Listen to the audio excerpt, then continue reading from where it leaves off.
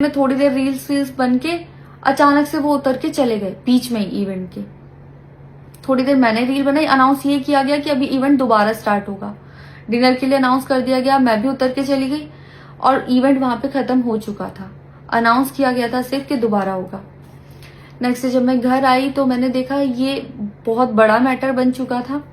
मैंने उन लोगों से कांटेक्ट करने की कोशिश की, किसी ने मेरा फोन पिक नहीं किया, ना ही उन लोगों ने फोन करके मुझसे हालचाल पूछा कि परेशान हो या कुछ भी, नहीं, कोई हालचाल नहीं लिया। मैं पोस्ट करना चाहती थी, जो लोग लिख रहे थे कि मजे आए या हंस रही है, मैं रिप्लाई में पोस्ट करना चाहती थी। मेरे को किसी का कॉल आया था कि पवन सिंह की पीआर टीम बहुत स्ट्रांग है और कुछ भी ऐसा वैसा मत लिखना और ना पोस्ट करना, क्योंकि वो लोग अगर कुछ लिखेंगे ना बहुत कुछ उल्टा लिख देंगे तुम्हारे लिए और बहुत कुछ कहेंगे और बहुत बड़ा मैटर बन जाएगा। अभी जितना परेशान हो उससे ज्यादा परेशान हो जाओगी, तो छोड़ो। मैंने ये सोच के इस चीज को अवॉइड किया। मुझे लगा 1-2 दिन में मैटर थोड़ा ठंडा हो जाएगा, कोई बात नहीं। मैंने कहा पर्सनली कभी बात करूंगी इस बारे में इनसे, लेकिन बढ़ता जा रहा है। ऊपर से ना उनकी तरफ से कोई रिप्लाई मिला और मुझे नहीं पता कि ऐसे में मुझे क्या करना चाहिए था और क्या करना चाहिए। आप लोग मुझे बताओ, मुझे इससे में क्या करना चाहिए। मैं बिल्कुल भी सपोर्ट नहीं करती कि हाँ ये चीज नॉर्मल है या इसको नॉर्मल समझूं। किसी भी लड़की को उसके बिना परमिशन के टच करना ही पहली बात बहुत गलत है, और फिर इस तरीके से टच करना तो हद से ज्यादा गलत है।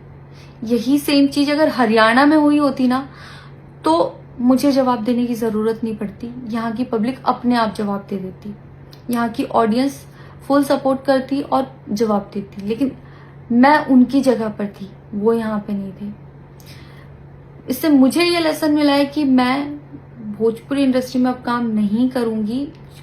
आर्टिस्ट हूं तो नई नई चीजें ट्राई करने का मन करता है कि ये भी ट्राई करूं, ये भी ट्राई करूं, ये भी ट्राई करूं। कुछ भी अलग सा आता है तो करने का मन करता है कि कुछ अलग होगा, कुछ नया ट्राई करती हूँ। और वो भी पवन सिंह जैसे सीनियर आर्टिस्ट के साथ कोलैबोरेशन थी तो हुआ कि हाँ कर लेती हूँ। होता है, अगर वो भी नहीं होते तब भी अगर कोई मेरे पास मराठी का भी प्रोजेक्ट आता तो मैं सोचती कि हाँ कुछ चेंज होगा, कुछ नया सीखने को मिलेगा, ट्राई करती हूँ। पर ये भोजपुरी में काम करने के मेरे साइड इफेक्ट थे जो मेरे साथ हुए। मैं अपने परिवार में, अपने हरियाणा में खुश हूँ। मुझे नहीं करना काम भोजपुरी में। पर आप लोग मुझे जरूर बताना कि इस सिचुएशन में अगर आप होते और आप वहां पर होते तो आप उस टाइम पर क्या करते और मेरी गलती कहाँ है। जय श्री राम।